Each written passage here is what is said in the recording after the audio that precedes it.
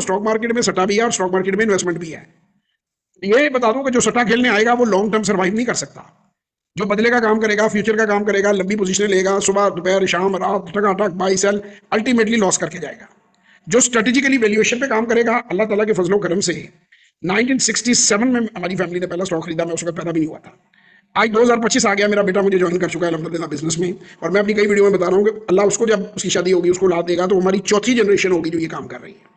और सिर्फ हमने वैल्यू इन्वेस्टमेंट के जरिए कंपनी और बिजनेसेस की वैल्यूएशन निकाल कर उनमें सरमायाकारी की है, तो हम इतना लंबा अल्लाह की मदद से सर्वाइव कर पाए हैं। अगर हम सट्टेबाजी में पड़ जाते हैं तो मेरा ख्याल है चंद महीने भी नहीं सर्वाइव करते।